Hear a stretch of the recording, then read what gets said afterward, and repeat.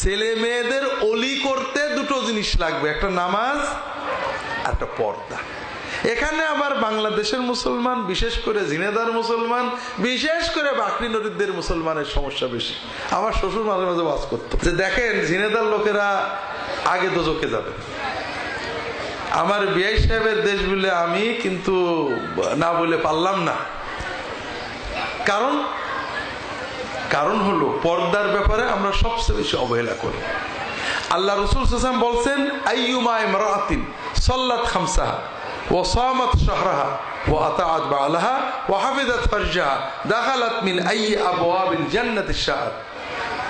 যদি কোনো মেয়ে মাত্র 4টে কাজ করে, 5 ওয়াক্ত ফরজ নামাজ পড়বে, শবে বরাত নফল নামাজ কিচ্ছু লাগবে না, করলে ভালো, না করলে সমস্যা নেই, শুধু রমজানের রোজা রাখে, শাওয়ালের রোজা, সাক্ষী রোজা ইত্যাদি না রাখলে কোনো সমস্যা নেই, স্বামীর আনুগত্য করে শান্তিতে সংসার করে, আর পর্দা রক্ষা করে, ইজ্জত আবরু হেফাজত করে, আল্লাহ তার জন্য জান্নাতের সব দরজা খুলে দেবেন, যে দরজা দিয়ে ইচ্ছা জান্নাতে যেতে পারবে। কিন্তু আমাদের দুর্ভাগ্য, আমাদের মায়েরা খালারা শাওয়ালের নফল রোজা রাখে, সাক্ষী রোজা রাখে, শবে বরাতের রোজা রাখে, নফল নামাজ পড়ে, কিন্তু পর্দা করে না। কোনো মেয়ে যদি মাথার চুল সব বা অল্প বের করে, কান একটা বা দুটো খুলে, এই যে জুলফির চুল বের করে, মাথা বের করে অল্প বা বেশি বের করে, হাত কনুই ঘাড় বের করে, গলা বের করে বাইরে যায়, অথবা ঘরের ভিতরে দূরের আত্মীয়র সামনে যায়, প্রতি সেকেন্ডে একটা মহা কবিরা গুনাহ তার আমলনামায় লেখা হতে থাকে।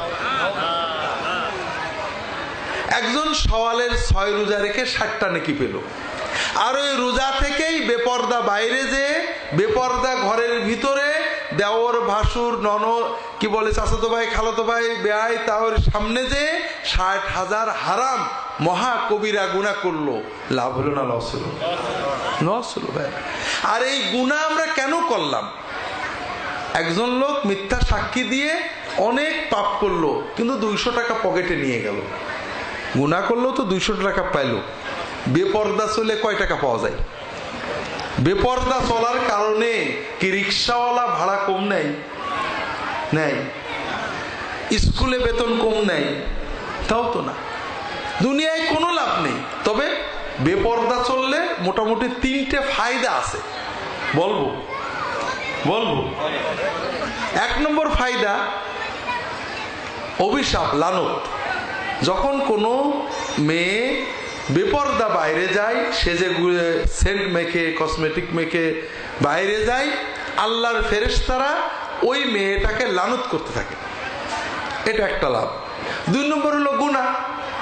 যতক্ষণ বেপর্দা বাইরে থাকবে, ওই মেয়েটার আমলনামায় প্রতি সেকেন্ডে একটা করে মহা কবিরা গুনাহ জমা হতে থাকে। তবে মেয়েদের আরেকটা বৈশিষ্ট্য আছে, মেয়েরা কিন্তু বাবা মাকে খুব ভালোবাসে।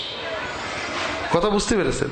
আপনারা যদিও জুলুম করেন, সম্পত্তি মেয়েদের দেন না ছেলেদের দেন, কিন্তু ছেলেদের চেয়ে মেয়েরা কিন্তু বাপমার জন্য দোয়া করে বেশি, চিন্তা করে বেশি। বাবা জালেম কিন্তু মেয়ে ভুলতে পারে না। এখন মেয়েরা বেপর্দা চললে আরেকটা লাভ আছে, যে একটা বাবা মা মেয়েকে পর্দা শেখায়নি, ওই মেয়ে যখন বেপর্দা বাইরে চলে, মেয়েটার আমলনামায় যেমন গুনাহ জমা হয়, বাবা মার আমলনামাও গুনাহে জারিয়া জমা হতে থাকে। 3 নম্বর লাভ হলো অ্যাসিড অথবা ইফটিজিং। লাভ না?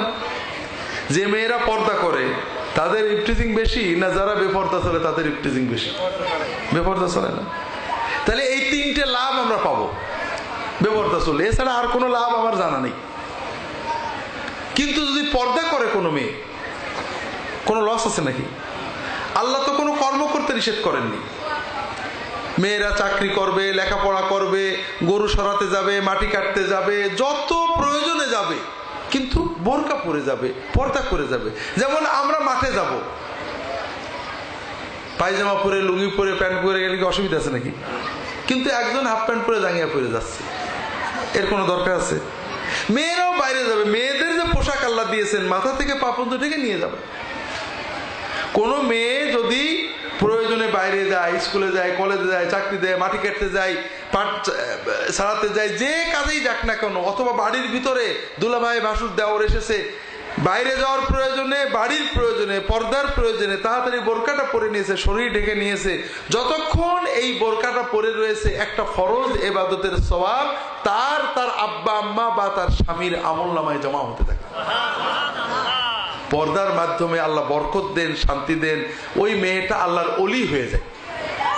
কাজেই আমাদের সবাইকে ব্যাপারে সচেতন হতে হবে। আল্লাহ তৌফিক দান করুন, আমিন।